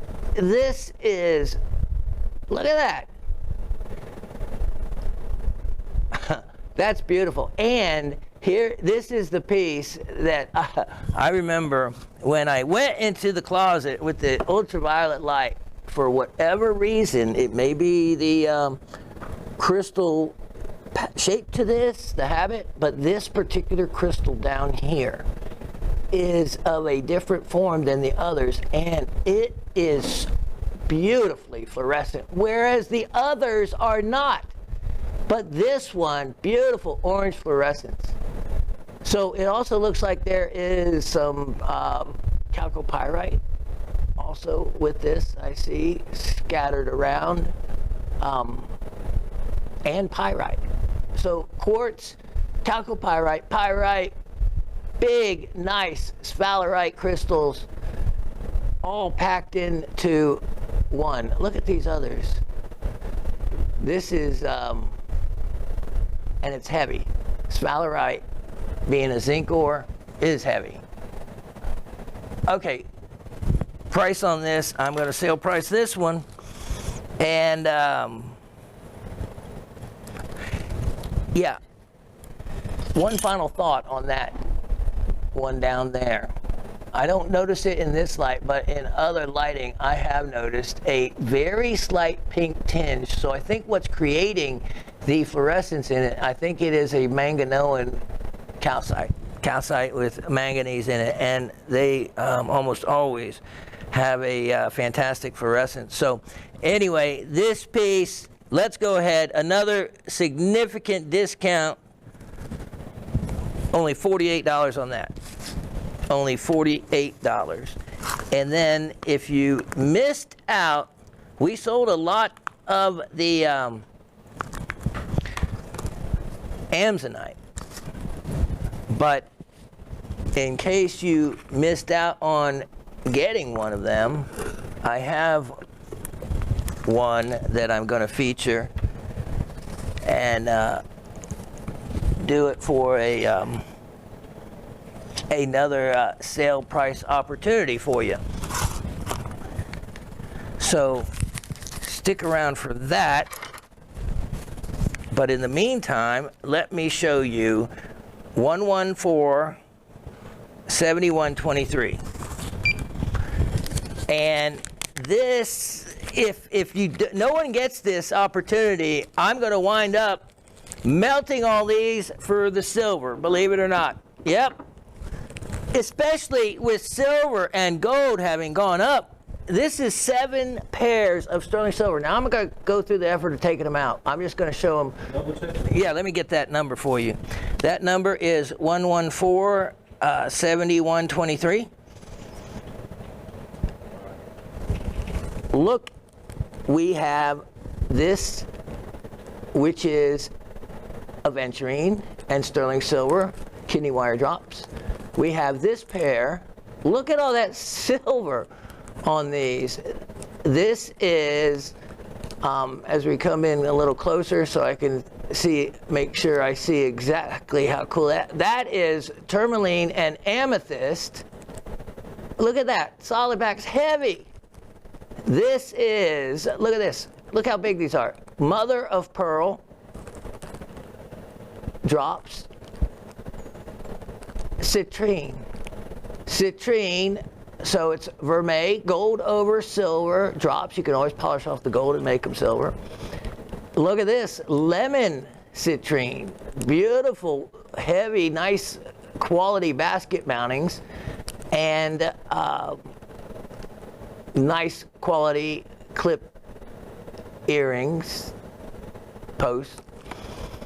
And then a classic, just freshwater pearl studs, and then these with the split ring that anybody with a pair of pliers can open them up and hang anything off them that you want.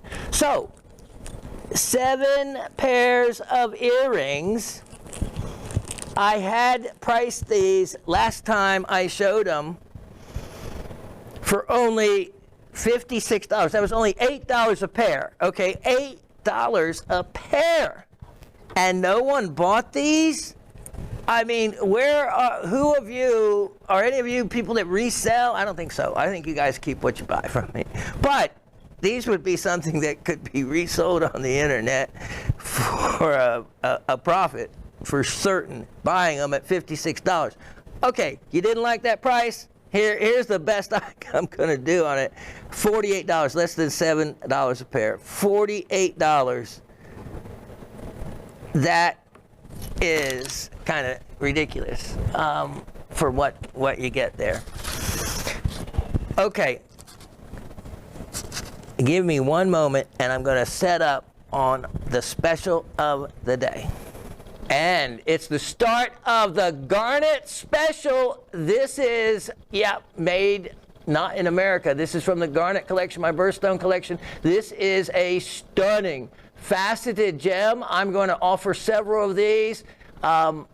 This one, the sides, the faceted sides, if you're not seeing color, it's just because I am not holding it at the particular angle for the color to reflect. Look at that, because I don't have time to be able to do that on all these, but believe me, it is there. Look at that. And that's just the sides of this. This is a collection of faceted Japanese iridescent rainbow garnet that you cannot get anymore. They are arresting people ever since 2005. It was only discovered around 2002. Look at that cut. This one comes in its own labeled box, and I have a sale price on it of only $100 a carat, making it $238. Just under $100 a carat. And this is a real beauty. It is the one of the second largest. The largest, that 6 carat, I do not have anything bigger. That was the gem of all gems, and I believe that it has sold to some lucky purchaser. Look at the colors on this one. This is a beauty. So it actually goes and has its own labeled box. You can see the weight, how from the calcimine. Now the calcimine is spelled several different ways.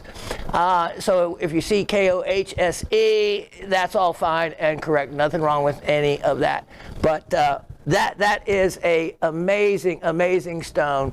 No longer available. I have that priced at a crazy opportunity for someone. Let's look at item 1152224. I have these priced to move. This is one, I mean, believe me, these aren't going to be in anyone else's collection. Look at this jewel.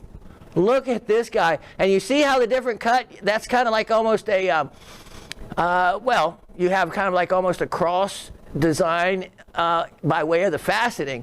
And boy, I tell you what, it is amazing in person. When you see it. So you can see this was cut with higher angles on the sides, and that is to bring out some of the outstanding, look at that, rainbow colors that each different side is going to have. Look at that, its own set of colors. And they're going to reflect at a particular angle. Look at the blues on that one. So, and then here's a natural on the end. Yeah, I believe this actually has a natural. And what it is actually, that's an original natural face of the crystal, which you've seen these garnet crystals before. I tell you what, sometimes it's just easier to hold it by the hand. And this is a fantastic piece. It has stunning colors on top. And like I said, if you're not seeing them now, you will see them in person. And again, remember, if you don't like it, you can return it, but I don't think you will, because if you do a little price shopping and comparing, if you can even find anything faceted, good luck with that. Let's see. Oh, can you take off the with box on this one, please? That was an error on my part. That one doesn't have a box, but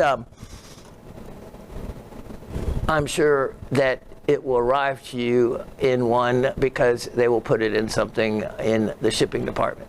So cheapo Shawn, at the prices I'm offering these for, yeah, you will not be disappointed. And see what I mean about the colors? Look at that. Until I hit it right on that plane, you don't see it, but they are there. And here is your chance. I'm going to show you something, because I had these stashed away from an original, well, from 2012. And that's how long I've had these, over 11 years. And I offered these a long time ago, and they were, this was, look at the pricing on here. So the pricing on the bag right here, $200 a carat, carat 25, $200 a carat. Right now, I'm offering it for less than $80 a carat, price of $98. Only $98 on that one. Let's go to the next one. And here, let me get this open. So these are faceted. To find what, you know, you have to have a great crystal to start with before you can even facet them. And then you have, everything has to go well. in the process of fastening them. Yeah, let's look at this one. 115, 23, 24.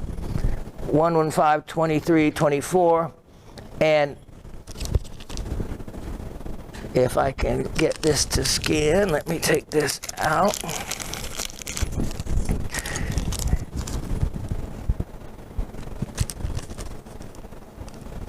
Okay, so it doesn't want to scan, but there we go. Okay, this one does have about just a little plain box here, but let me show you. Let me take this jewel out. All right. Look at this guy. So this has, look at that blue on top of that one. Wow, that is strutting it stuff. Let me just wipe that down. The Japanese rainbow garnets are the finest in the world. There's the one with the natural. Okay, see, look at the color in that. That is a natural face of the original crystal. You can tell because it has some of these those little imperfections on the surface. Look at that side. Look at the colors coming out of that. These are the side facets, and every single one of these, without having to take the time to find exactly the reflection point. Look at the bottom of it. Look at that reflecting in the bottom. Have incredible color radiating out of them. And I love, again, the top of that. I have this specially priced as well, and it is going to be only $98 on this one also.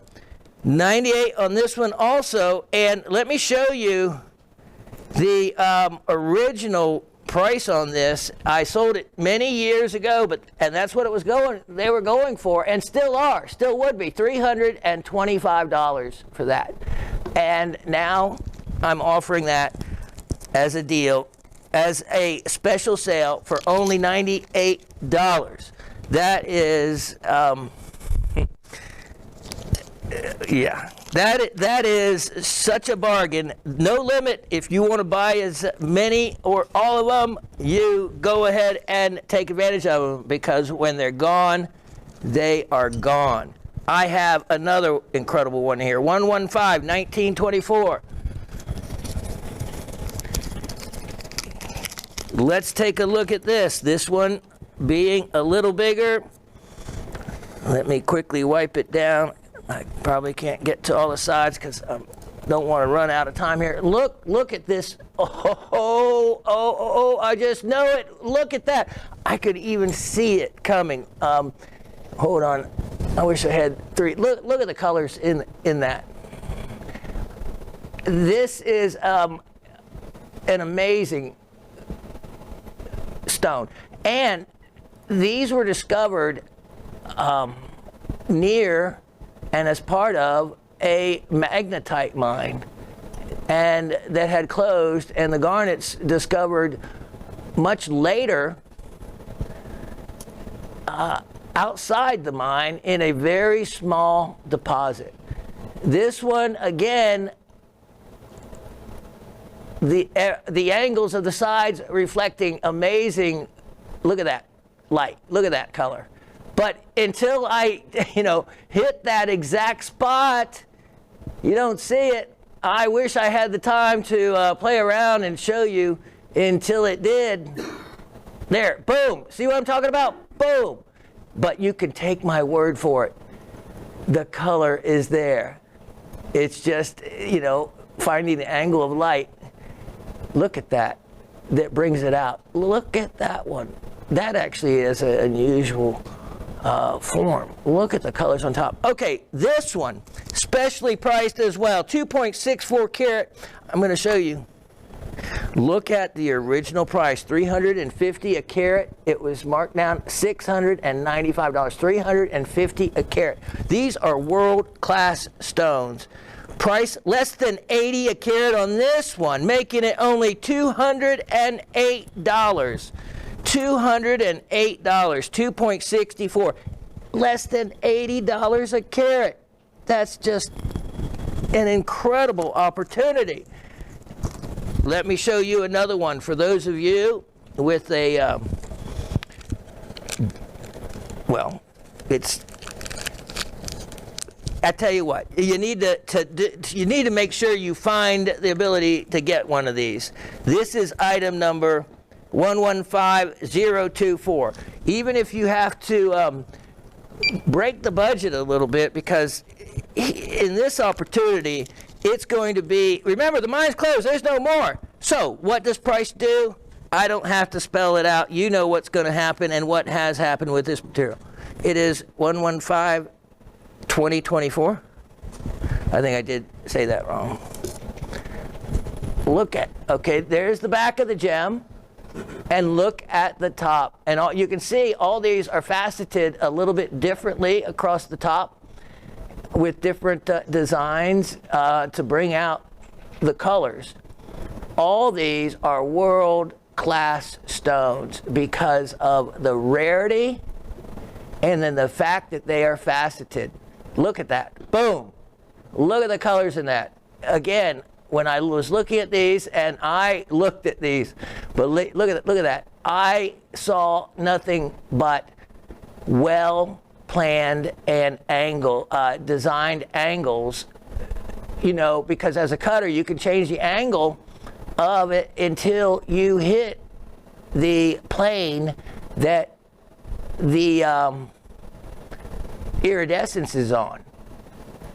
And that's why you see different angles used for the sides. And so when you have time to do that, you can find that right sweet spot to bring it out. Same thing with showing it to you now, if I had the time. But you can see that it's there. Boom, there it is. It's there. And then across the top, the reds and oranges. And I promise you, it's better looking than in person than what you're seeing right now. Price on this one, only $98. Yes, I have a $98 special I did so that everybody could afford one. And that's definitely possible at this pricing. Let me show you at 115-2624. Let me see. This is in a box. What do we get in a box? It might be something a little bigger, a little different. Here. Oh my. Okay. Let's take a look at this. Here it is. It is a labeled box. That's neat in itself. Wow. Wow. What a, just look at the size of that. It's basically a crystal cluster. There's a couple crystals involved here. And look at how large that is. 9.34 carat. This isn't faceted except by Mother Nature. These are natural crystal faces to this piece. And look at those colors. Look at them all. On every, that's why I said if they're big enough, fit my fingers, I could find all those sweet spots faster. Look at that. Look at the little sidecar crystal, they call it. And then even the back of it, where it would have been attached to the matrix. This is extremely large for a single crystal coming from this particular mine. And that is an absolute collector's item. I have this priced at way less. Let me show you. I have the bag. Now, the only reason I have this bag is, for whatever reason, some time ago, here we go. Just to show you. Here's when it was actually returned.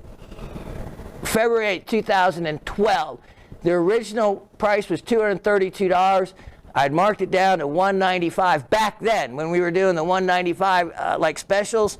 Well, now doing that as a sale price with, look at that. Look at those colors coming off of there. I'm offering that for only $118. $118 for that large of a crystal. That's an exceptional opportunity. Let me show you. I have this sale price that says $115, $25.24. $115, $25.24. And this is in a box. And I actually wrote sale on it, which means it is a super sale. Let me show you. We'll look at it at the same time together. This is, let's see. Yep, labeled. There you go. Rainbow garnet. Nara prefixture. And it is, look at this. It is a crystal cluster. Look at that. So you can see it's a bunch of microcrystals together. You can see, look at all the colors coming from the back, what I would think is the back side. And then you have this side, which look at the colors coming off of those. I have this as a at a giveaway price, basically. I wanted to make every cluster, everyone be able to afford it. How about this? $48. Yeah, 48, not $148, $48. That is a Shawn, are you crazy price? And yeah, I am a little bit. I think you almost have to be. $48. That way, I know that there's something for everybody. Now, since I'm so close on time, let me show you a non-garnet item. Let's look at item 115-2424. Look at this. I have not shown one of these in a long time. Boom. Look at this. Yes, an opal. Ethiopian opal. And it's a round. Those are hard to find, actually. And look at the colors in this. Wow, that is just red hot. Beautiful crystal opal. And the colors almost, yeah, they look like they're running kind of like in a cat's eye direction. But then, I don't know, it's omnidirectional in other angles. Anyway, here we go. I have a price, and no, I don't have any more other than this at the moment. Well, I probably do, but not a nice round one like this. $18. $18. Now, let me show you really quickly. I won't take these out of the bag. This is item 115-1524. 115-1524. This is a mixed bag of gems, and I'm telling you what, this has, it's a cutting parcel. Garnets, emeralds. I tell you, look at all the emeralds. Look at all the, this one is the one that I do need to take out for just one moment here, because this is the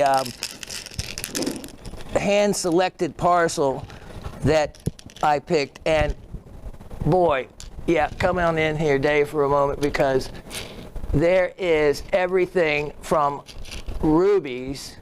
Look at that ruby crystal, and it has that real interesting center right there. A crystal of another color, a sapphire. And as we look at these, look at this. Look at the emeralds. Look at the moonstone. Here's a piece of kyanite.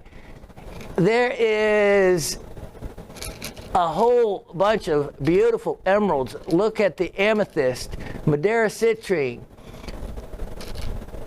Look at the emerald crystals.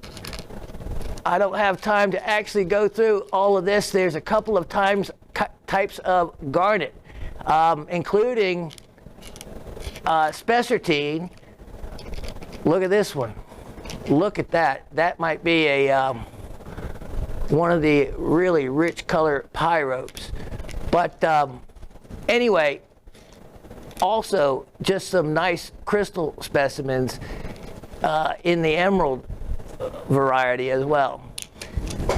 That whole batch right there, I have made very affordable, and $24. $24. And it looks like we're coming up on the, unfortunately, last item of the show, but let me get in this batch here. It is item 115-1624. 115-1624. This is for someone that wants to have a lot of fun, either adult or child. There is everything from rubies, lots of emeralds, 500 carats of mixed tumbling, facet engraved, a little bit of, look at the ruby in there. Look at all the green. All the green you see are emeralds. It's an incredible mix, 500 carat mix, and I am offering the entire batch of crystals for only $24. 500 carats.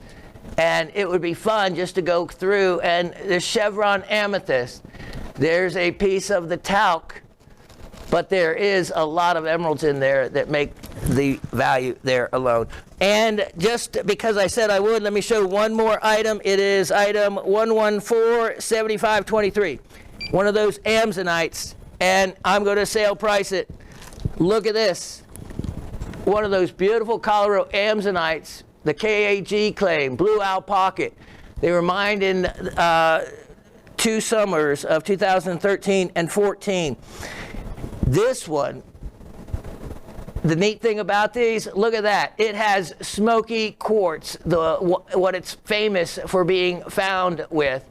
And it's also not been repaired. This has been all one piece. You often see these lines through them like that look like a repair, but it's not.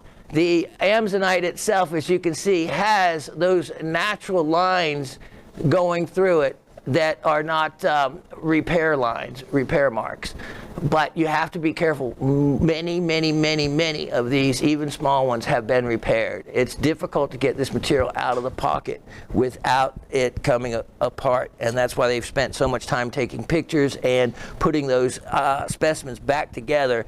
The Amazonite from Colorado. Price on this, I'm sale pricing it. It was, how about this? It was an amazing deal at $77. Right now, I am going to make it only, well, let's make it a big difference. $58. $58. I can't do that with any others, but I am doing it on this one just because. All right, that's going to do it for the show. I'll be right back with the trivia. Well, I hope that was fun, and I had to rush it a little bit there at the end, but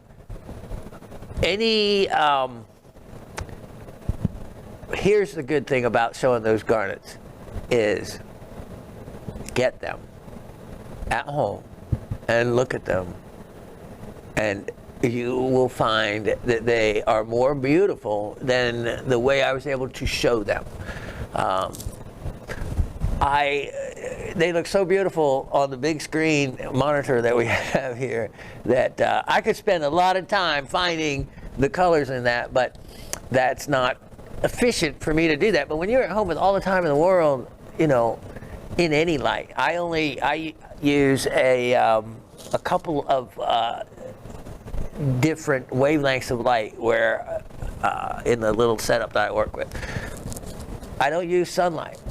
Sunlight is the ultimate for bringing out the color in the pieces. And I don't even use my little flashlight that mimics the temperature of the light at the latitude that Georgia actually is, around 6,000 Kelvin. So it mimics the sunlight at this particular latitude. You don't have to get that nerdy. Sunlight's great, but I used even the new light bulbs that I do not like. I'd much rather go back to the old incandescent ones and whatnot, because that's how you got your color changes in a lot of stones react better than these. I don't even know what you call them, those new funny light bulbs. But anyway, that's the primary light I use, and then I have a secondary, more yellow light that comes in. So basically, what I've done when I assess color is use the lighting that you would be using at your home, not at Freaky Shawn's house. I was astounded by them. These were special stones way back in, I showed you in 2012, and you saw the pricing of them. Now, the pricing of those stones then reflects the price then. Those prices, which are 2 and 3 times what I priced those stones to you, the prices from that time period, they're much higher than that now. So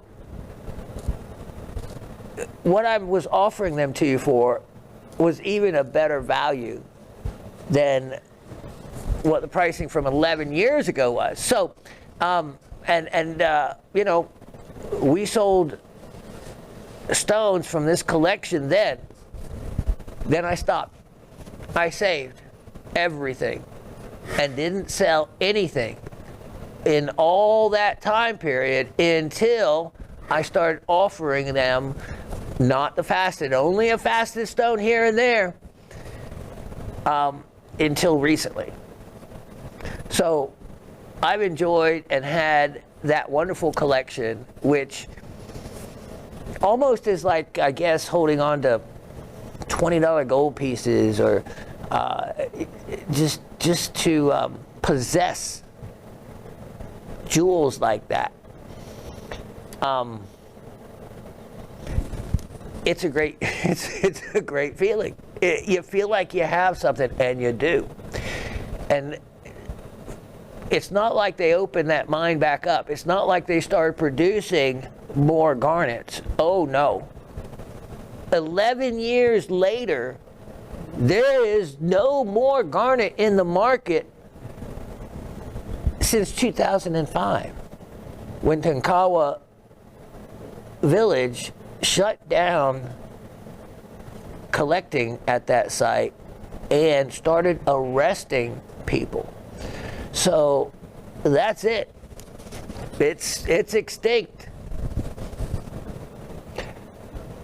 This collection that I just showed you of faceted garnets is the largest you will probably ever see. I don't know of any other place with a collection that large.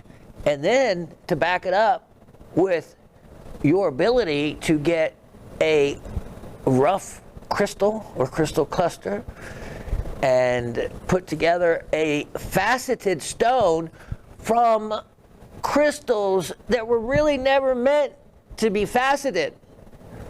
I have never faceted one. I think I'd like to try one doing it, but I think it'd be, I think it would take maybe messing up a couple to be able to figure out exactly, you know, the angles and what planes and how to polish them best. I noticed the tables of them all had different series of facets and were just slightly curved. The table only, it wasn't flat, but it was only slightly curved enough to put those different angles on. That's difficult to do. To do those facets, you're talking about the faceting head having to stand, the faceting mass having to stand almost straight up and down, with only a variance of changing it, you know, maybe 5 degrees, you know, just really low sharp angles. That's difficult, and a great job was done on faceting those. They're going to look better when you get them than what way I was able to show them to you. All right, so you learned a lot today. You saw a nice piece of elot stone. You learned about that. You learned more about the garnets, and you learned about chrysotile serpentine in connection with some of its other family members and more. All right, 2 questions for trivia. Question number 1. I am going to use the question that Brad suggested. And because I think it's actually an important word. So, Brad, I think you might have to exempt yourself from answering it. But go ahead and answer it anyway. His question was very simple. Last week, and watch last week's show, because I didn't use it in today's show, but I used a word last week in last week's show. And the word was gang. It is spelled Gangue. And it's probably not a word you ever really come across. You wouldn't, unless you, well, I don't want to give you any more hints as to what it is. So, simple question. What is gang? Again, it's not a bunch of ruffians getting together in their leather jackets and blue jeans, you know, and a hot rod car. If gangs were only like they were in the 50s. What is gang? Gangue. That's all the question is. It's a very simple answer if you look it up. But don't look it up. I'll know if you did. Next question. What mineral was named after the Arabic word for pure? And why was it given that name? So what is the Arabic word for pure, and why was, what mineral was named after the Arabic word for pure, and why was it given that name? In other words, why was that mineral given that name? So what is the word? The Arabic word for pure, and why was the mineral given that name? And that's it. Good luck to all of you, and didn't get to all the new items I had. I wanted, if I had time, but it was Oswald already teases me about my price points in this show. But it is the only show you can get something for less than a $10 bill. But anyway, on the collection of those cutting specimens at the end that I showed you, the smaller one, they were both only 24. One was 500 carats and the other was 100 carats. I was going to wet those if I had time and show you better.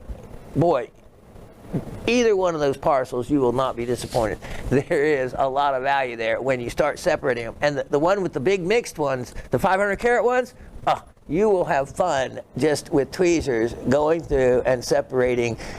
You know what? That's the whole idea. You play with the rocks, the minerals, the gems. That's how you learn. You pick up one, you say, oh, this is neat. What is this? And you look at the shape of it and the color. As you sort and separate, knowledge is attained. And it's retained because you're interacting with something. Instead of just reading about it, you're touching it, you're seeing it, you know, you're playing with it. That's where a lot of the joy comes from, but then again, a lot of the knowledge, and it's hands-on knowledge. That kind of knowledge is the knowledge that is retained and stays with you. Okay, I hope you enjoyed the show as much as I did, and you know, if we were here every week through Christmas, God willing, and the creek don't rise, and my health stays strong enough, we will be here to see you again next Monday. God bless you all. Thanks.